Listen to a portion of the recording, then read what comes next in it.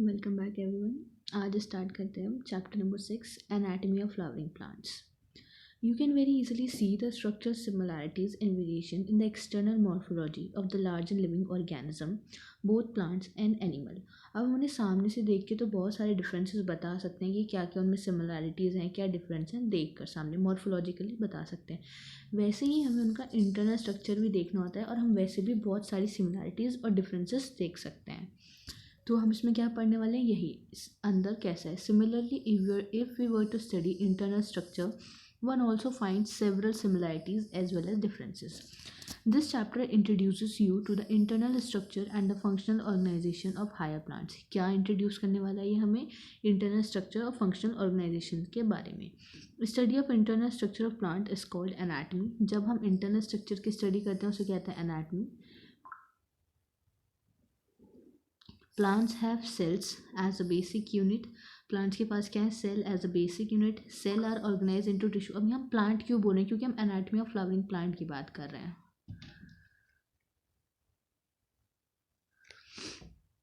And in turn the tissues are organise into organs. तो cell, cell के बाद tissue, tissue के बाद organ. Different organ in a plant show differences in their internal structure. Different organ जो है plant में क्या दिखाता है? डिफरेंस इंटरनल स्ट्रक्चर दिखाते हैं। विद इन एंजियोस्पर्म, एंजियोस्पर्म के अंदर monocot and dicot are also seen to be anatomically different. हम एंजियोस्पर्म के अंदर मोनोकॉट और डाइकॉट्स में भी डिफरेंस देखते हैं। एनाटॉमिकली मतलब उनके इंटरनल स्ट्रक्चर में डिफरेंस देखते हैं, जैसे वहाँ एक कॉटिलिडॉन, दो कॉटिलिडॉन, ये सारी चीज़ें। Internal structure also show adaptation to diverse environment. अब इंटरनल स्ट्रक्चर की वजह से अडेप्टेशन डिसाइड होती है कि किस जगह पे कौन मिलने वाला है। Now the tissue system. We are discussing type of tissue based on the type of cells present. अब हम टिश्यूज़ के बारे में पढ़ने जा रहे हैं किसके बेसिस पे, कि किस टाइप के सेल्स वहाँ प्रेजेंट हैं। Let us now consider how tissue very depending on their location in the plant body. अब उसकी लोकेशन के बेसिस पे वो कैसे डिफरेंट है प्लांट की बॉडी में, ये देखने वाले हैं। There structure and function would also be dependent on the location. अब टिश्यू का स्ट्रक्चर और फंक्शन किस पे डिपेंड करेगा? उसकी लोकेशन पे भी डिपेंड करेगा। तो अब हम किस बेसिस पे पढ़ रहे हैं यहाँ पे? उनके स्ट्रक्चर और लोकेशन के बेसिस पे। तो on the basis of their structure and location there are 3 types of tissue system. कितने टिश्यू सिस्टम है? 3 टिश्यू सिस्टम है। कौन कौन से? एपिडर्मल टिश्यू सिस्टम, ग्राउंड और फंडामेंटल टिश्यू सिस्टम, और द वेस्कुलर और द कंडक्टिंग टिश्यू सिस्टम। तो किसके बेसिस पे है ये? हमारे लोकेशन और उनके स्ट्रक्चर, स्ट्रक्चर एंड लोकेशन। कितने? 3 टाइप के। एपिडर्मल टिश्यू सिस्टम, ग्राउंड और फंडामेंटल टिश्यू सिस्टम, और वेस्कुलर कंडक्टिंग टिश्यू सिस्टम। तो ग्राउंड टिश्यू सिस्टम का दूसरा नाम क्या है? Fundamental tissue system. और वेस्कुलर का दूसरा नाम क्या है? कंडक्टिंग। और एपिडर्मल तो है ही। अब सबसे पहले पढ़ेंगे हम epidermal tissue system. The epidermal tissue system forms the outermost covering of the whole plant body and comprises epidermal cells, stomata and the epidermal appendages. उसमें क्या आते हैं? Trichomes and hair. तो जो एपिडर्मल टिश्यू सिस्टम है वो क्या बनाता है? आउटर मोस्ट कवरिंग बनाता है हमारे होल प्लांट बॉडी की। अगर ये हमारा प्लांट है तो जो इसकी सबसे बाहर की तरफ कवरिंग होगी, ये आउटर मोस्ट कवरिंग कौन बनाने वाला है? हमारे एपिडर्मल टिश्यू सिस्टम। इसके पास क्या क्या आता है? एपिडर्मल सेल्स हो गए, स्टोमेटा और एपिडर्मल अपेंडेजेस। एपिडर्मल अपेंडेजेस में क्या आते हैं? Trichomes and hairs. तो ये चीज़ें होती हैं। क्या क्या होता है एपिडर्मल रूट सिस्टम में? एपिडर्मा के सेल्स, एपिडर्मल सेल्स जिन्हें कहा गया, स्टोमेटा कहा गया, और एपिडर्मल अपेंडेजेस कहा गया, the trichomes and the hairs. The epidermis is the outer most layer of the primary plant body. Epidermis क्या है? आउटर मोस्ट लेयर है हमारी प्राइमरी प्लांट बॉडी की। तो epidermis is the outermost layer of the primary plant body. It is made up of elongated, किसकी क्या है ये? अब elongated epidermal जो हम पढ़ने जा रहे हैं, epidermis सबसे outermost covering है प्लांट बॉडी की। कैसी है वो? It is made up of elongated compactly arranged cells which form a continuous layer. कैसी लेयर बनाते हैं? एक ये continuous layer बनाते हैं। Epidermis is usually single layered. Epidermis क्या होती है? सिंगल लेयर्ड होती है। सबसे आउटर मोस्ट कवरिंग क्या है? हमारी एपिडर्मिस। क्या है? मोस्टली सिंगल लेयर्ड हमें देखने मिलेगी।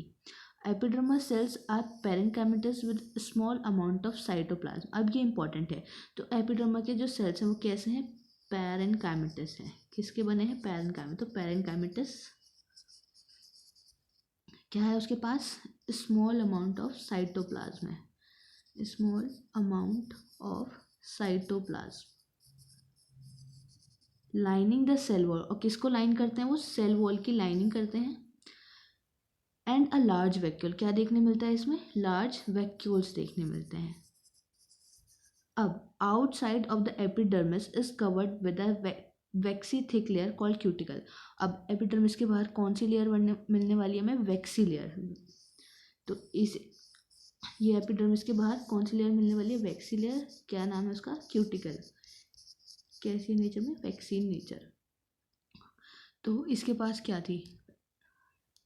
जो हमारी थी एपिडर्मिस सिंगल लेयर थी। सेल कैसे है? पैरेन्काइमेटस है, स्मॉल अमाउंट ऑफ साइटोप्लाज्म है, सेल वॉल है, लाइन जो सेल वॉल को लाइन कर रही है, और लार्ज वैक्यूल है। अब इसके बाहर क्या मिला हमें? The outside of the epidermis is often covered with a vaccine thick layer, जिसे कहा गया cuticle, which prevents the loss of water. इसका काम क्या है? फंक्शन क्या है इसका?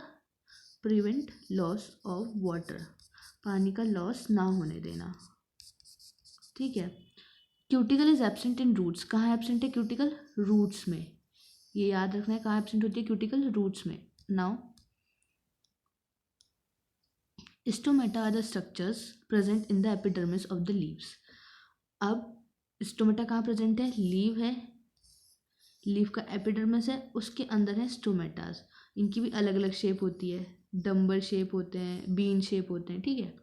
Stomata regulate the process of transpiration and gases exchange.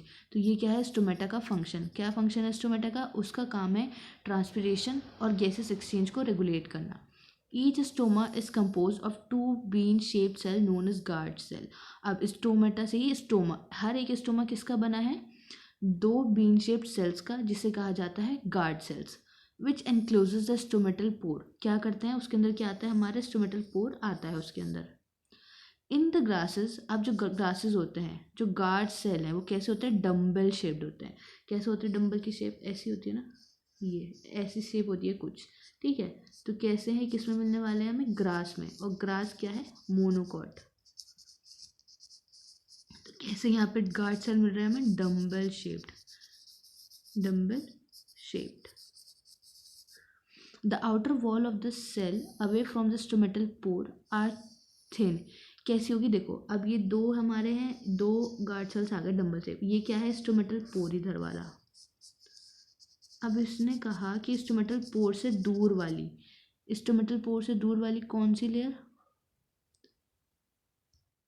ये वाली। ये कैसी होगी? ये दूर है, ये थिन होगी।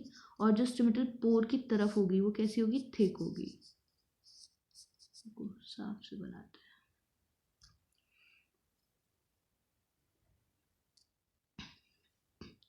ये हमारे गार्ड सेल्स हैं, डम्बल शेप्ड। ठीक है। ये है हमारा, ये जो है इसे बोलेंगे हम स्टोमेटल पोर। अब स्टोमेटल पोर से दूर वाली, ये वाली कैसी होगी? थिन। स्टोमेटल पोर की साइड वाली कैसी होगी? थिक। वही इन्होंने बताया। इन grasses the guard cell are dumbbell shaped. The outer wall of the guard cell away from the stomatal pore are thin, and the inner walls towards the stomatal pore are highly thickened. क्या है? highly thick होती है अंदर की तरफ। तो इसे हम बोल सकते हैं inner, और ये है outer। किस में मिल रहे हैं ये गार्ड वाले हमें? डम्बल शेप वाले गार्ड सेल्स ग्रास में। ग्रास क्या है हमारी? Monocot. Guard cell possess the chloroplast. Guard cell के पास क्या मिलेगा हमें? क्लोरोप्लास्ट मिलेगा। The guard cell possess the chloroplast and regulate the opening and closing of stomata. तो कौन रेगुलेट करेगा स्टोमेटा की ओपनिंग और closing? Guard cell. Sometimes a few epidermal cell in the vicinity of the guard cell become specialise in their shape and size and are known as subsidiary cells. अब कुछ sales होते हैं जो epidermis के area में क्या करते हैं, अपने आप कुछ गार्ड सेल्स क्या हो जाते हैं? स्पेशलाइज हो जाते हैं। किस में? कैसे स्पेशलाइज हो रहे हैं? उसकी शेप में, साइज में। फिर उन्हें क्या कहा जाता है? Subsidiary cells. देखो क्या कहा जा रहा है उनको? Subsidiary cells. और सब्सिडरी सेल्स क्या है? ऐसे गार्ड सेल्स जिसमें क्या हुआ है? मॉडिफिकेशन इन द सेंस उन्होंने अपने आप को स्पेशलाइज कर लिया। What they did? स्पेशलाइज्ड। किस में हुए specialised? Shape and size.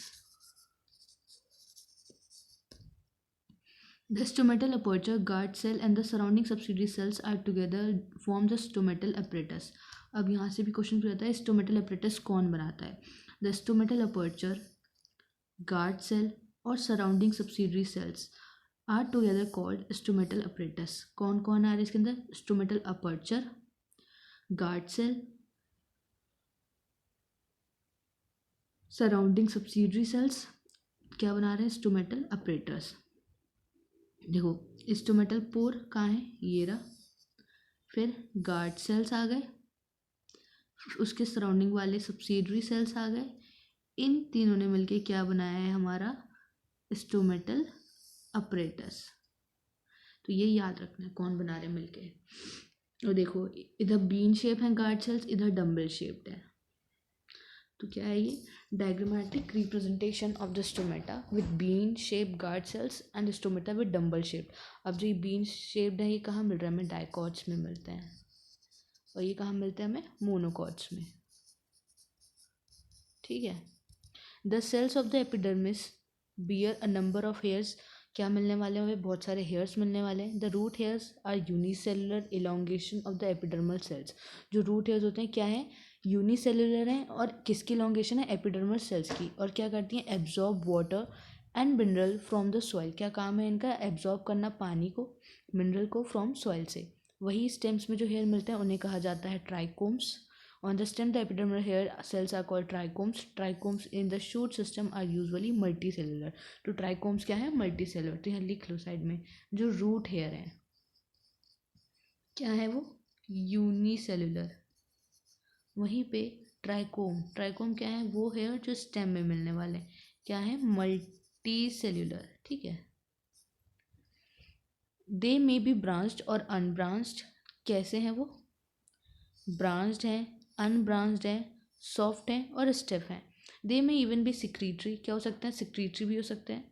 The trichome help in preventing water loss due to transpiration. क्या काम करता है? ट्राइकोम हेल्प करता है प्रिवेंट करने में वाटर लॉस को ड्यू टू ट्रांसपिरेशन, ताकि ट्रांसपिरेशन से क्या ना हो? वाटर लॉस ना हो।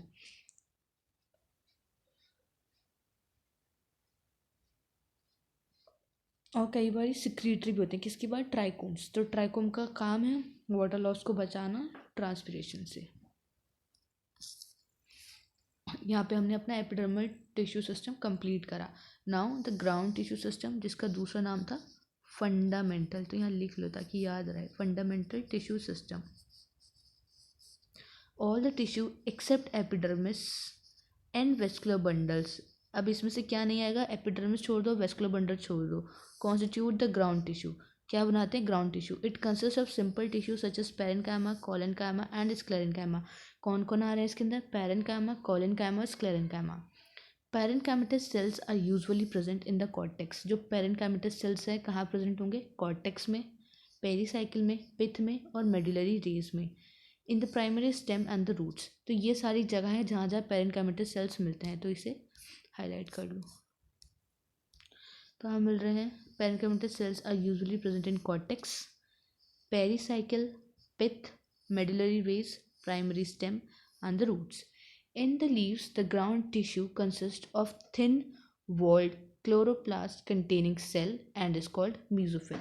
अब जो ग्राउंड टिश्यू सिस्टम है वहाँ पे क्या है? Thin walled chloroplast containing cell, जिसे कहा गया है मीजोफिल। तो मीजोफिल क्या है? जिसके पास क्या है? क्लोरोप्लास्ट। और मीजोफिल कैसा है? थिन वॉल्ड है। और क्या मिलता है उसके अंदर? क्लोरोप्लास्ट मिलता है। क्योंकि लीव्स में, और कहाँ है मीजोफिल? लीव्स में। हमने पढ़े भी है ना, मीजोफिल होता है लीव्स में, स्पॉन्जी और ये सारी चीज़ें आगे हमने कैरेक्टरिस्टिक्स पढ़ी हैं। Now vascular tissue system. बस इसमें इतना ही था। एपिडर्मल सिस्टम उसे हम क्या बोलते हैं, फंडामेंटल टिश्यू सिस्टम कहते हैं। इसके अंदर क्या क्या आ गया, parenchyma, collenchyma, sclerenchyma. Parenchyma sales cortex, pericycle, faith, medullary race, primary stem और रूट, इन सब में मिलने वाले हैं। लीफ में क्या मिलता है, मीजोफिल मिलता है, जो कैसा है, थिन वॉल है, और उसके अंदर क्या मिलता है, chloroplast. Now the vascular tissue system. The vascular tissue system, जो वेस्कुलर टिश्यू सिस्टम है हमारा, the vascular tissue system consist of complex tissues. क्या क्या आता है उसके पास, फ्लोएम एंड द जाइलम। अब जो जाइलम है और फ्लोएम है वो क्या बनाते हैं मिलके, वेस्कुलर बंडल्स। तो जाइलम और फ्लोएम मिलके क्या बना रहे हैं हमारे, वेस्कुलर बंडल्स। यही हमारे किस में नहीं आते, एपिडर्मस वाला टिश्यू सिस्टम और वेस्कुलर बंडल्स को छोड़ के बाकी जितना भी पार्ट है सब किस में आता है हमारा, वेस्ट उसमें ग्राउंड सिस्टम में।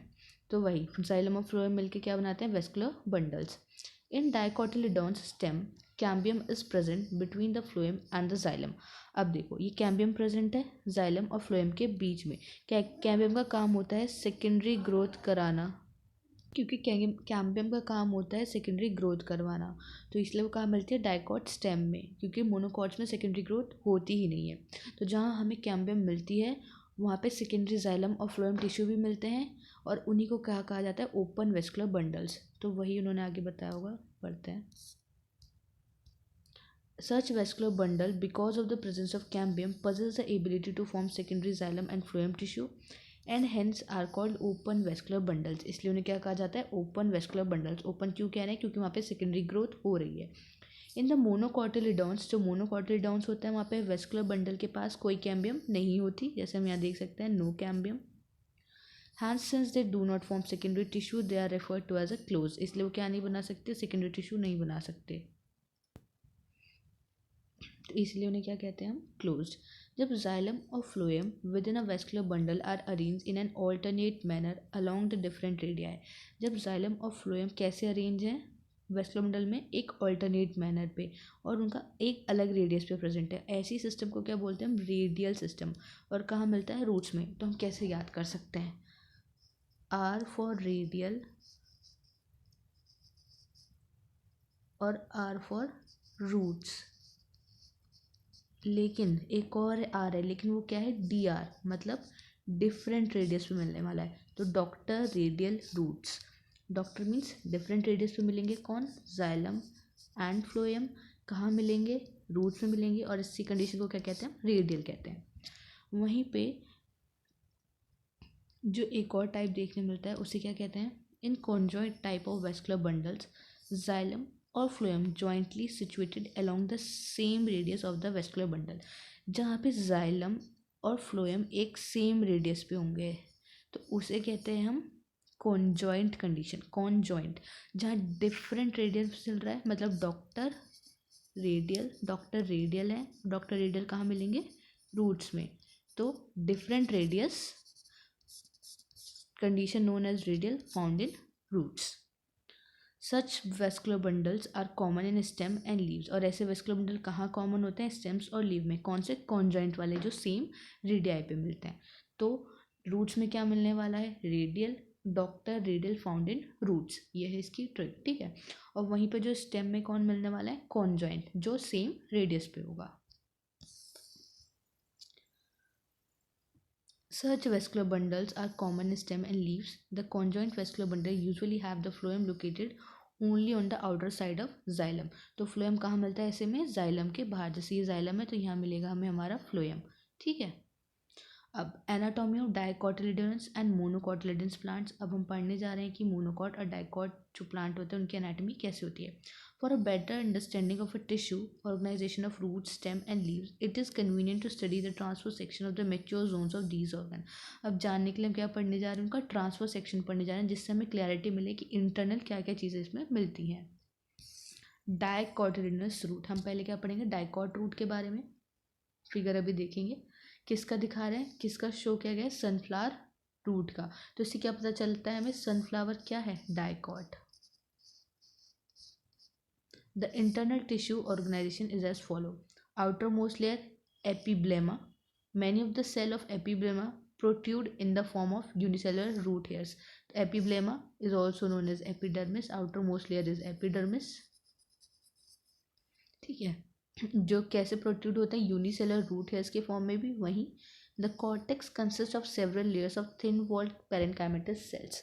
अब जो कॉर्टेक्स है उसके पास क्या मिलते हैं, पतले पतले थिन वॉल्ड पेरेन्काइमेटस सेल्स मिलते हैं जिनके पास कुछ इंटरसेलुलर स्पेसेस होता है इनके बीच में। तो सबसे आउटर मोस्ट वाली एपिडर्मिस हो गई, फिर ये कॉर्टेक्स हो गई। कॉर्टेक्स के पास क्या मिलने वाले हैं, पेरेन्काइमेटस सेल्स, जहाँ पे क्या होता है, इंटरसेलुलर स्पेसेस देखने मिलते हैं। Now the inner most layer of the cortex is called endodermis. सबसे अंदर वाली लेयर को क्या कहा जाता है, एंडोडर्मिस कहा जाता है। It comprises a single layer of barrel shaped cells without any intercellular spaces। तो एंडोडर्मिस के पास क्या मिल रहे हैं, बैरल शेप्ड सेल्स मिल रहे हैं जो कैसे हैं, विदाउट एनी इंटरसेलुलर स्पेसेस, वहाँ कोई भी स्पेस देखने हमें नहीं मिलेगा। ठीक है। The tangential as well as the radial wall of the endodermal cell have a deposition of water impermeable waxy material suberin in the form of Casparian strips। अब जो ये एंडोडर्मिस है हमारी, देखो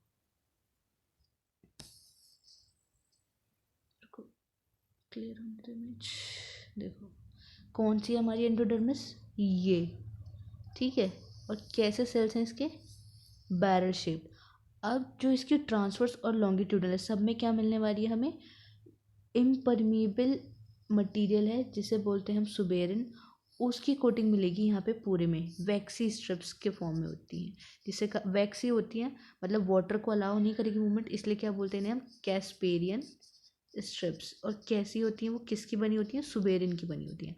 तो डायग्राम अच्छे से देखो, इसे हटा दूँ और देखो,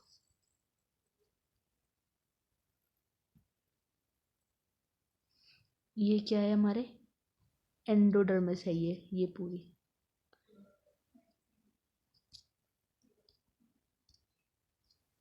ये है एंडोडर्मिस, एंडोडर्मिस पार्ट, ये है एंडोडर्मिस।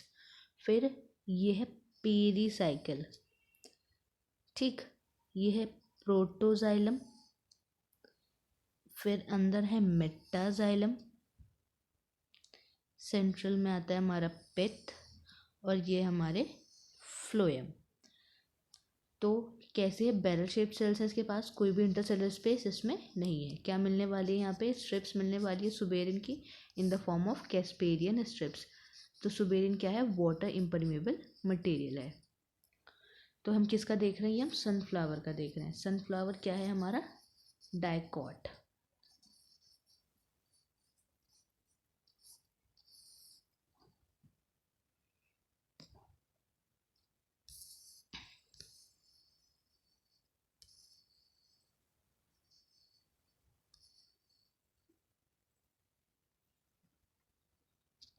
तो हम यहाँ थे, क्या होती है उसके पास, water impermeable waxy material suberin in the form of casparian strips. कहाँ मिलने वाली थी हमें ये, एंडोडर्मिस की टेंजेंशियल और रेडियल वॉल्स पे।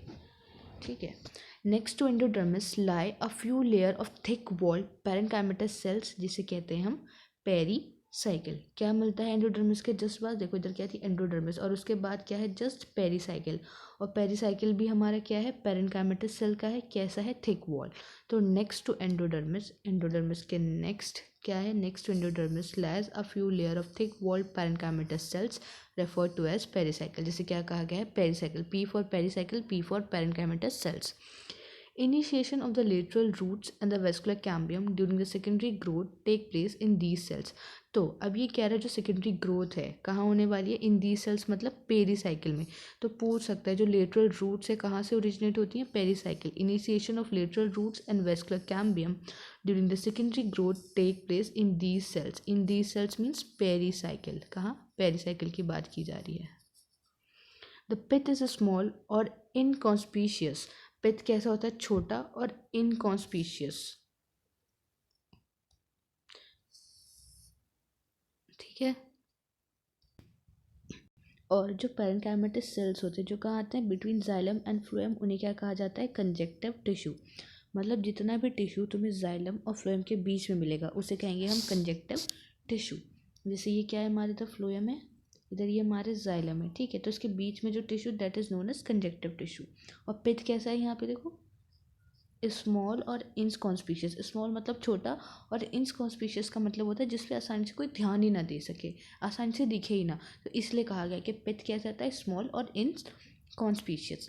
दे are usually 2 to 4 xylem and phloem patches. कैसे मिलने वाले हैं? 2 से 4 जाइलम और फ्लोएम के पैचेस हमें दिखाई देते हैं।